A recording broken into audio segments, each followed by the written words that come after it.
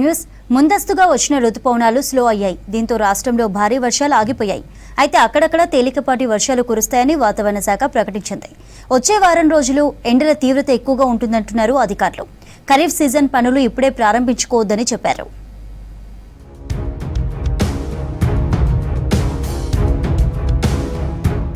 రాష్ట్రంలో రుతుపవనాల కదలిక మందగించింది.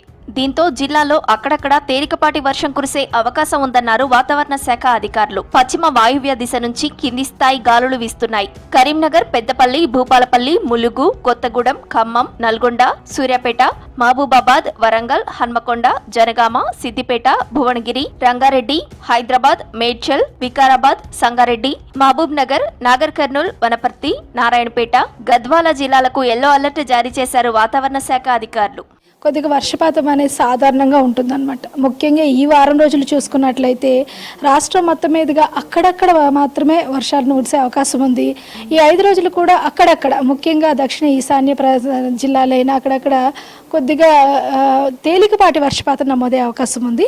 అలాగే గాలులు మాత్రం బలంగా వీచే అవకాశం ఉంది. గంటకి 30 నుంచి 40 కిలోమీటర్ల వేగంతో పశ్చిమ జిల్లాలైన మనకి వికారాబాద్ నుంచి అలాగే హైదరాబాద్, రంగారెడ్డి పరిసర ప్రాంతాల్లో కూడా మనకి గాలులు బలంగా వీచే అవకాశం అయితే కనిపిస్తుంది. వర్షాలతో రాష్ట్రంలో ఎండల తీవ్రత తగ్గింది. అయితే వచ్చే వారం రోజులు ఎండలు పెరుగుతాయన్నారు వాతావరణ శాఖ అధికారులు. ప్రస్తుతంతో పోల్చితే 1-2 డిగ్రీల ఉష్ణోగ్రతలు పెరిగే ఛాన్స్ ఉందని చెప్పారు. ఉష్ణోగ్రతలు చూసుకున్నట్లయితే మనకి అత్యధికంగా 38 డిగ్రీలు నల్గొండ జిల్లాలో నమోదవడం జరిగింది. వచ్చే 3 రోజులు కూడా ఇదే విధంగా 33 నుంచి 38 సగటున నమోదయ్యే అవకాశం కనిపిస్తుంది. కానీ కొద్దిగా మనకి వర్షాకాలం దాదాపుగా ఋతుపవనాల తర్వాత గాలుల్లోని తేమ శాతం అనేది పెరుగుతూ ఉంటుంది. సాధారణంగా మనకి వేసవిలోని తేమ శాతం తక్కువగా ఉండడం వల్ల కొంచెం ఎండైనా మనకి కొంచెం ఎక్కువగా స్క్రోచింగ్గా అనిపిస్తూ ఉంటుంది. కానీ ఇప్పుడు మాత్రం కొద్దిగా ఉక్కపోత అంటే 33 డిగ్రీలైనా ఉక్కపోత వాతావరణం ఉండే అవకాశం అయితే ఉంటుందన్నమాట.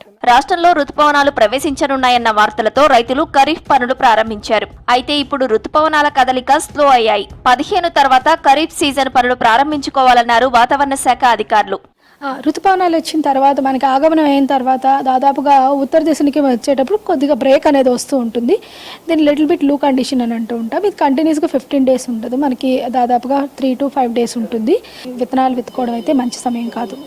దాదాపుగా మనకి కొద్దిగా ఋతుపవనాలు ముందుగా రావడం వల్ల చాలా వరకు ఖరీఫ్లోని విత్తనాలు విత్తుకోవడం ఉంది. కానీ ఇది కొంచెం బ్రేక్ వస్తుంది కాబట్టి కొద్దిగా రెండో వానను చూసి అప్పుడు విత్తుకోవడం అనేది చాలా మంచిది అనమాట. అంటే దాదాపుగా జూన్ 10వ తారీఖు దాటిన తర్వాత విత్తనాలు విత్తుకోవడం వల్ల ఏంటంటే చాలా వరకు ఉపయోగకరంగా ఉంటుంది.